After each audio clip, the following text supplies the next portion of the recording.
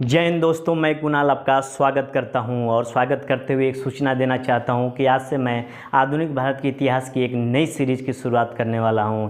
यह सीरीज़ बहुत ही महत्वपूर्ण साबित होने वाली है पीसीएस और यूपीएससी के एग्ज़ाम को लेकर। इसके अलावा आप भारतीय नागरिक हैं और भारतीय जागरूक नागरिक हैं तो आपको अपने ऐतिहासिक विरासत को समझना ज़रूरी हो चाहिए और ज़रूरी होना भी चाहिए, क्योंकि आप अपने स्वतंत्रता सेनानियों के प्रति एक सम्मान प्रकट कर सकें, एक ग्रेटिट्यूड प्रकट कर सकें।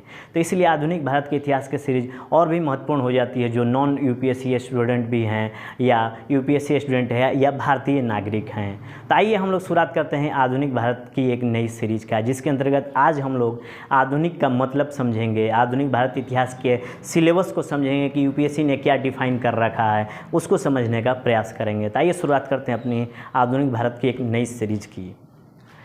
आधुनिक भारत, जिसके अंतर्गत आज हम लोग एक परिचय लेंगे कि आधुनिक का मतलब क्या होता है। उससे पहले हम लोगों ने एक रोड मैप तैयार किया था अपने इतिहास का रोड मैप के अंतर्गत हम लोगों ने सबसे पहले प्राचीन इतिहास का अध्ययन किया था और कंप्लीट अध्ययन किया था, जिसकी शुरुआत हम लोग मिस्र की सभ्यता से करते हैं। उसके बाद मध्यकालीन इतिहास में प्रवेश करते हैं और हम लोग इस्लाम के उदय के साथ हम लोग मध्यकालीन इतिहास की शुरुआत करते हैं और आज हम लोग आधुनिक इतिहास का अध्ययन करेंगे। इसके अलावा हम लोग विश्व इतिहास की एक सीरीज पूरी कंप्लीट कर चुके हैं, जो कि हम लोग पुनर्जागरण से शुरुआत करते हैं और जर्मनी के विभाजन और एकीकरण के साथ समाप्त हो जाती है।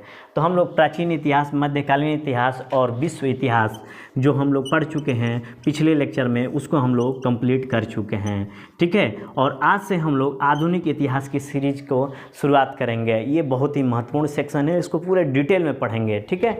उसके अलावा जो चीज़ें बढ़ जाती है, जैसे प्राचीन इतिहास और मध्यकालीन इतिहास के सीरीज में हम लोग आर्ट एंड कल्चर के बहुत सारे पोर्शन को कवर कर चुके हैं। इसके अलावा स्पेसिफिक रूप से जो आर्ट एंड कल्चर का जो सिलेबस है उसको यहाँ कवर करने का प्रयास करेंगे, लेकिन उससे पहले हम लोग आधुनिक इतिहास का एक विस्तृत अध्ययन करेंगे, ठीक है। तो कला और संस्कृति हम लोग इसके बाद पढ़ेंगे। अब हम लोग थोड़ा सा देखते हैं कि आधुनिक इतिहास का एक रोड मैप तैयार कर लेते हैं, एक टॉपिक तैयार कर लेते हैं, जिसके अंतर्गत हम लोग क्या क्या पढ़ना वो देखेंगे। सबसे पहले हम लोग अंग्रेजों का आगमन देखेंगे, यानी कि अंग्रेजों के आगमन के साथ साथ भारत में आधुनिक इतिहास का शुरुआत माना जाता है, यानी कि अंग्रेजों का आगमन या यूरोपियों का आगमन से, ठीक है। इसके अंतर्गत कई सब टॉपिक होंगे, ये मेन टॉपिक हुआ और इसके अंतर्गत कई सब टॉपिक होंगे और इस तरह से हम लोग बड़े टॉपिकों का एक कवर करने का प्रयास करेंगे। उसके बाद अंतिम टॉपिक अपने आधुनिक इतिहास में स्वतंत्रता के बाद की क्या स्थिति रही उसका अध्ययन करेंगे। तो आइए शुरुआत करते हैं आधुनिक भारत एक परिचय के रूप में, ठीक है। मॉडर्न हिस्ट्री की यहाँ से शुरुआत करते हैं। इस लेक्चर की शुरुआत हम लोग आधुनिक से करेंगे और देखेंगे कि आधुनिक का मतलब क्या होता है। अभी वर्तमान में 21वीं शताब्दी चल रही है, 21 सेंचुरी चल रही है, उसे हम लोग अगर टाइम के संदर्भ में देखें तो इसे हम लोग मॉडर्न कहते हैं। लेकिन वास्तविक मॉडर्न का मतलब क्या होता है, आधुनिक क्या होता है, उसको हम लोग समझेंगे। विचारों के स्तर पर इसका मतलब क्या होता है। एक स्कॉटलैंड के हिस्टोरियन होते हैं जेम्स मिल। ये हिस्टोरियन के अलावा इकोनॉमिक्स, पॉलिटिकल थ्योरिस्ट और फिलोसफर भी होते हैं। हम लोग जानते हैं कि यूके जो है स्कॉटलैंड, आयरलैंड, ब्रिटेन और वेल्स में बटा हुआ है। एक यूनाइटेड किंगडम जो है ये सारे पार्ट से मिलकर बना हुआ है। तो यूके का एक हिस्सा है स्कॉटलैंड, जहाँ के जेम्स मिल रहने वाले थे। जेम्स मिल के द्वारा हिस्ट्री ऑफ ब्रिटिश इंडिया लिखा गया। इन्होंने भारत के इतिहास को 3 खंडों में बांटा है धर्म के आधार पर। अगर देखेंगे, पहला पन्ना इन्होंने प्राचीन एंशिएंट हिस्ट्री को हिंदू काल कहा है, मध्यकालीन मेडाइवल हिस्ट्री को मुस्लिम काल कहा है और आधुनिक काल को ब्रिटिश काल कहा है। थोड़ा सा यहाँ धर्म से इतर होकर, लेकिन यहाँ पर ईसाइयों का प्रभाव रहा है। कुछ हद तक तो इसे ठीक माना है, क्योंकि इन तीनों कालों पर इन तीनों धर्मों का प्रभाव तो रहा ही रहा है। लेकिन सर्वमान्य विभाजन को देखें तो किंतु भारतीय इतिहास के स्थापित मान्यता के अनुसार काल विभाजन प्राचीन, मध्यकाल और आधुनिक काल में रहा है।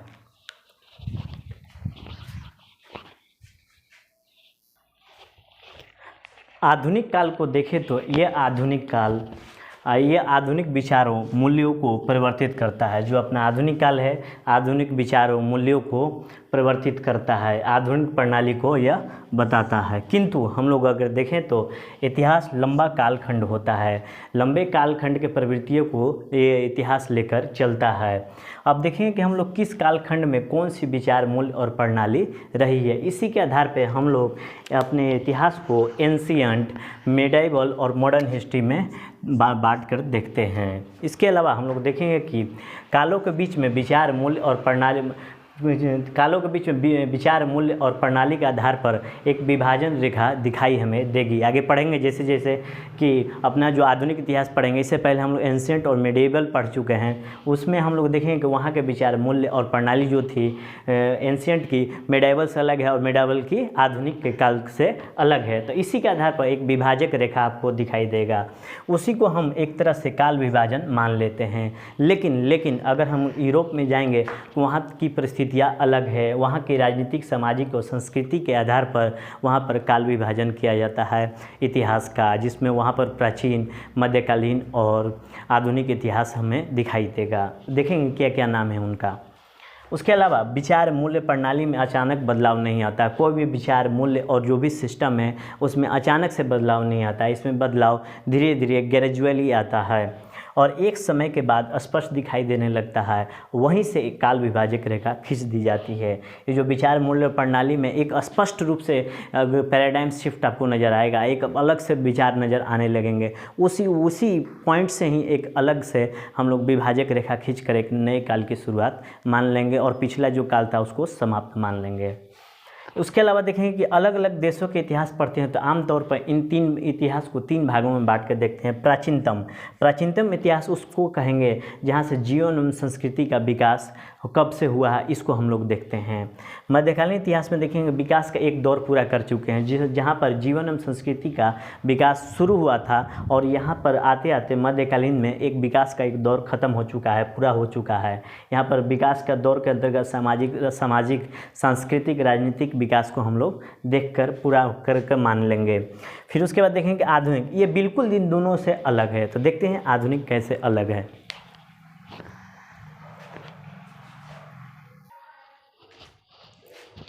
प्राचीन, मध्य और आधुनिक काल में मूलभूत अंतर है। आइए देखते हैं तीनों में क्या मूलभूत अंतर है।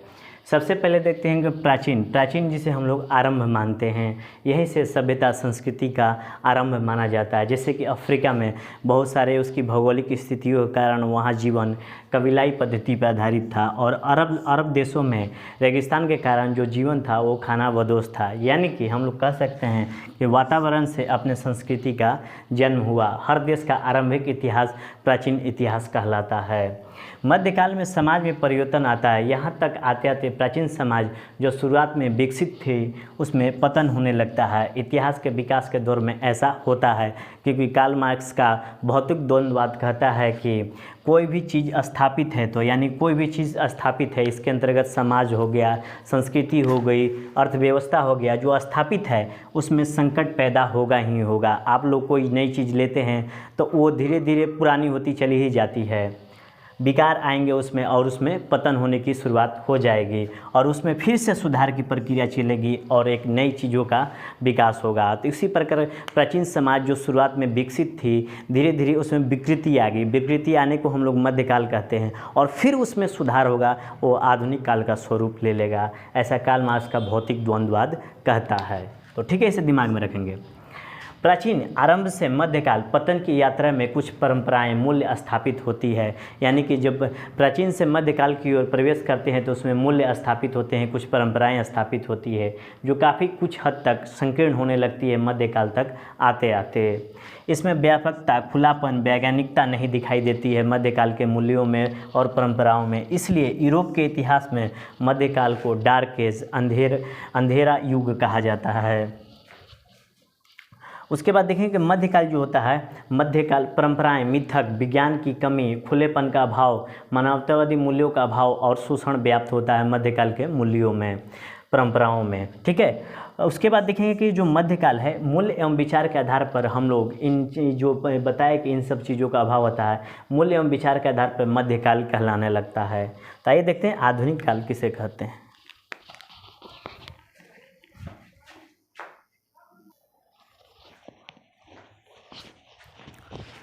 आधुनिक काल किसे कहेंगे? मध्यकाल से मुक्त होना ही आधुनिक काल है, यानी कि मध्यकालीन मूल्यों से मुक्त होना ही आधुनिक काल है। मध्यकाल को आधुनिक काल के पास जीवन की कसौटी होती है। आधुनिक काल के पास बहुत सारी कसौटियाँ होती है जीवन को लेकर। उन कसौटियों पर मध्यकाल खरा नहीं उतर पाता है। उन्हें वे किनारे कर नए जीवन के मूल्य विकसित करता है, यानी कि मध्यकाल के मूल्यों को किनारे कर आधुनिक काल नए मूल्य विकसित करता है और नए विचार लेकर आता है। मध्यकाल मूल से संबंध विच्छेद का काल रहा है आधुनिक काल। जो भी मध्यकाल में जो मूल्य हैं उससे संबंध विच्छेद का काल ही क्या कहलाता है? आधुनिक काल। 18वीं शताब्दी यानी कि 1700 AD के आसपास आधुनिक काल की शुरुआत भारत में मानी जाती है। यह अपने शैशव अवस्था में है, बालपन में है।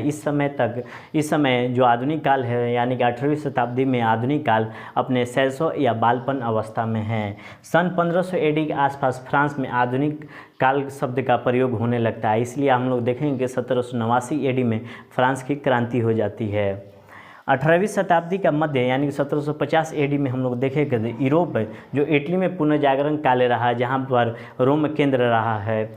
हम इसके अंतर्गत हम लोग देखते हैं कि पुनर्जागरण से पहले हम लोग सोए हुए थे, यानी कि इटली की जनता, यूरोप की जनता सोई हुई थी। उसे फिर से जगाया गया। किसके आधार पर? विचार, चेतना और मूल्यों के आधार पर। यानी कि पुनर्जागरण मतलब पहले हम लोग जागे हुए थे लेकिन सो गए, फिर से जाग रहे हैं। यानी कि पहले हम बहुत अच्छे मूल्य एवं उदार चेतना के थे और मध्यकाल में हम लोग सो गए, फिर से जग रहे हैं, फिर से नई चेतना पैदा हो रही है। इसे पुनर्जागरण काल में हमें दिखाई देगा नई चेतना। यही पुनर्जागरण काल यूरोप में आधुनिक काल कहलाता है। तो आइए देखते हैं कि आधुनिक काल के मूल्य क्या क्या होते हैं, कसौटियाँ क्या क्या होती है।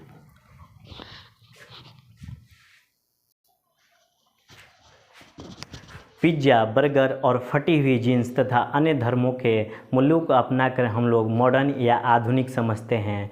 हम लोग उसे मॉडर्न नहीं, उसे मॉड कहते हैं। किंतु हम लोग अपने धर्म में अपने मूल्यों को संरक्षित रहते हुए भी हम लोग आधुनिक हो सकते हैं। तो आइए देखते हैं आधुनिक काल की क्या क्या कसौटियाँ हैं। सबसे पहले हम लोग कसौटियों के अंतर्गत देखेंगे कि हम वैज्ञानिक तरीके से सोचने और देखने लगते हैं। परंपरा और धर्म के बंधन टूटने भी लगते हैं। प्रश्न उठाने लगते हैं, उत्तर मिलने लगते हैं। उसे हम लोग वैज्ञानिकता का नाम दे देते हैं और इससे हमारी चेतना में विस्तार होने लगता है। धर्म, परंपरा, अदृश्य सत्ता को सब कुछ नहीं मानते हैं, उसे हटकर कुछ और भी है। इसे ही हम लोग आधुनिक काल कहते हैं। जीवन धर्म का विज्ञान है। हर चीज़ को परखने लगे एवं तर्क की कसौटी पर कसने लगे और जो चीज़ें तर्क की कसौटी पर खरे नहीं उतरे उसे किनारे किया और उसके स्थान पर तर्कयुक्तता लाए, यानी कि लॉजिक लाए और वैज्ञानिकता लाए। यही आधुनिक काल की कसौटियाँ होती है। इन्हीं मूल्यों के आधार पर हम लोग मॉडर्न कहला सकते हैं। ठीक है, आप कोई भी परिधान पहनिए, चाहे कोई धर्म अपनाइए, अगर इन कसौटियों पे आप खरे उतरते हैं तो आप आधुनिक कहलाएंगे, मॉडर्न कहलाएंगे। उसके बाद हम लोग देखेंगे मूल्यों के बारे में सार्वभौम होने लगते हैं। अपने बारे में नहीं, पूरी दुनिया के बारे में सोचने लगते हैं। हमारी सोच अधिक मानवतावादी होने लगती है। मनुष्य सर्वश्रेष्ठ है, हमारा उद्देश्य मानव कल्याण है। ऐसी भावना आने लगे तो आप आधुनिक हैं। इसका संबंध ना तो जाति से है और ना ही उस क्षेत्र से। इसका संबंध मनुष्य के कल्याण से है। धीरे धीरे राजनीतिक व्यवस्था लोकतांत्रिक होने लगती है। यह मानवतावादी मूल्यों को प्रदर्शित करती है। यह प्रबल कर रही है मानवतावादी मूल्यों को। जिस कालखंड से वैज्ञानिकता, तर्कयुक्त, सार्वभौम, मानववाद, लोकतंत्र की प्रधानता मिलने लगे उसे हम लोग आधुनिक काल कहते हैं और यहीं से इतिहास आधुनिक काल में प्रवेश करती है।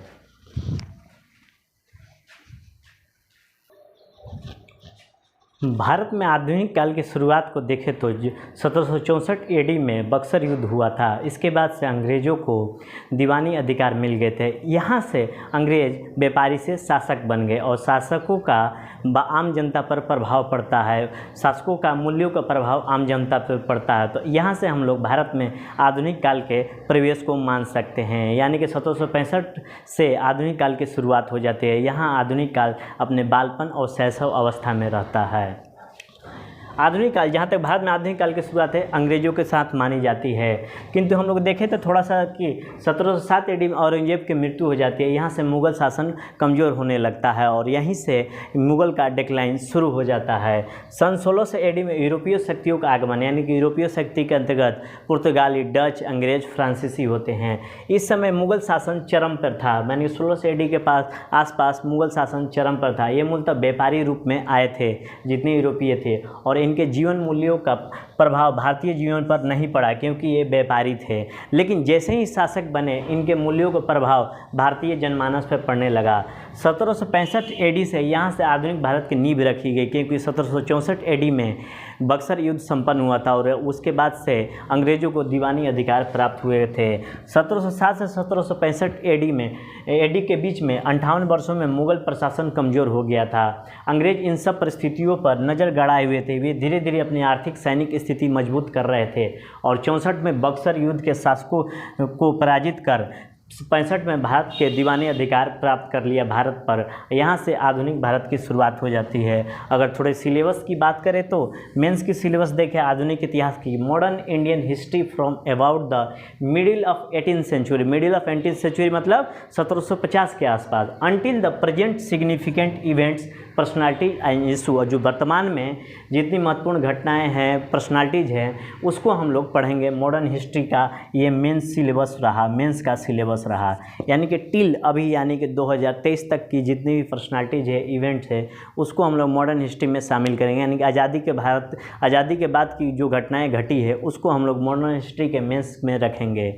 यानी कि शासक बनने के बाद ही आप इतिहास को प्रभावित करने की क्षमता रखते हैं। तो अंग्रेज जब 1765 में शासक बनते हैं भारत में दीवानी अधिकार प्राप्त करके, तो 1857 तक शासन करते हैं। ये पहला शासन का पहला फेज रहा। दूसरा फेज 1857 से 1947 के बीच में रहा। इस दौरान पहले चरण में देखें कि जो अंग्रेज़ों का टकराव ब्रिटिश का भारतीय शक्तियों से होता है, यानी कि विदेशी सत्ताओं के अंतर्गत प्रमुख रूप से ब्रिटिश होते हैं, क्योंकि जो ब्रिटिश होते हैं विदेशी सत्ता के अंतर्गत फ्रांस, डच, पुर्तगाली को हराकर बाहर कर देते हैं भारत से, तो मुख्यतः ब्रिटिश बचते हैं। ये भारतीय शक्तियों को मुग़ल, मराठा, सिख, जाट और राजपूतों को भी ये पराजित करते हैं और इनको अपने अधीन ले लेते हैं।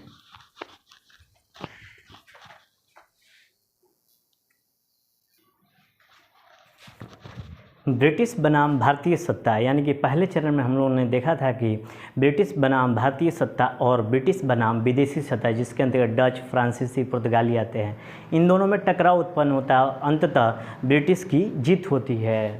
अंततः ब्रिटिश विजेता बनते हैं, सत्ता में आते हैं और अपनी नीतियाँ बनाती है, और ये नीतियाँ उपनिवेशवादी होती है। उपनिवेशवाद मैंने विश्व इतिहास के सीरीज में डिटेल से बताया है। ब्रिटेन में औद्योगिक क्रांति हो चुकी थी, इसे भी मैं विश्व इतिहास में पढ़ा चुका हूँ। और अपने इस कारण से क्या हुआ कि जो ब्रिटेन में जो औद्योगिक क्रांति हुई थी, वहाँ से वस्तुओं का उत्पादन सरप्लस होने लगा था, इसलिए उनको बाज़ार चाहिए थे। इनको अपना माल खपाने के लिए भारतीय बाज़ार चाहिए था। 1857 AD तक हम लोग देखेंगे कि पहले चरण में 1857 AD तक भारत में कंपनी का शासन रहता है। ये मूलतः व्यापारी के रूप में शासन करते हैं। किंतु दूसरे चरण के रूप में हम देखेंगे कि 1857 AD से दूसरे चरण की शुरुआत होती है, यानी कि 92 वर्षों की नीतियों से भारतीय जनमानस परेशान हो उठा था। 1765 से लेकर 1857 के बीच में हम लोग देखेंगे तो 92 वर्ष का अंतर होता है। 90 से 92 वर्ष के बीच में भारतीय जनमानस परेशान हो उठा था। इसके अंतर्गत जमींदार, राजा, महाराजा, दस्तकार, कलाकार, किसान आक्रोशित थे और 1800 से इसके परिणाम स्वरूप 1857 का आंदोलन होता है, जिसे हम लोग प्रथम स्वतंत्रता आंदोलन कहते हैं। लेकिन इसके बाद यह आंदोलन जो था, प्रथम स्वतंत्रता आंदोलन, ब्रिटिश संसद की नींद खोल दी और एक घोषणा पत्र के माध्यम से ब्रिटिश कंपनी की सत्ता को ब्रिटिश संसद ने समाप्त कर दिया और बागडोर अपने हाथ में ले लिया ब्रिटिश संसद ने, जिसमें महारानी प्रमुख थी। 1857 से 1947 AD के बीच अब देखेंगे कि अगला जो दूसरा चरण होता है 90 वर्षों तक रहता है। यहाँ पर ब्रिटिश संसद, महारानी या सरकार ने शासन किया भारत पर।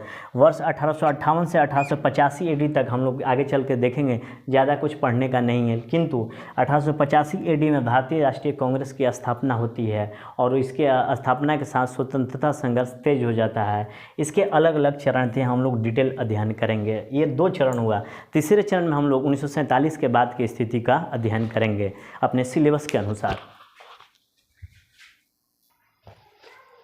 आधुनिक इतिहास के तीसरे चरण की बात करें तो ये स्वतंत्रता के बाद के इतिहास को दिखाता है, जो कि मुख्यतः राजनीतिक इतिहास होता है। Post independence consolidation and reorganisation with country, ये सिलेबस यूपीएससी ने डिफाइन कर रखा है, यानी आज़ादी के बाद देश के अंदर एकीकरण एवं पुनर्गठन को हम लोग देखेंगे। इस तरह हम लोग देखेंगे कि स्वतंत्रता संघर्ष में आगे चल के देखेंगे, स्वतंत्रता संघर्ष में जिन मूल्यों के वायदे किए गए उसकी प्रतिपूर्ति में संविधान आया था, और वर्तमान प्रणाली का रूपरेखा स्वतंत्रता संघर्ष के दौरान ही बनी थी। इस तरह किसी भी देश के इतिहास में महत्वपूर्ण हिस्सों में स्वतंत्रता संघर्ष बहुत ही महत्वपूर्ण होता है। ये आधुनिक इतिहास को ये द्योतक भी होता है। ठीक है, तो आज भर के लिए आधुनिक भारत के परिचय में इतना ही है। आगे कल से हम लोग आधुनिक इतिहास में विधिवत ढंग से प्रवेश कर जाएंगे। आज भर के लिए इतना ही। आपके सहयोग के लिए धन्यवाद। नमस्कार, जय हिंद।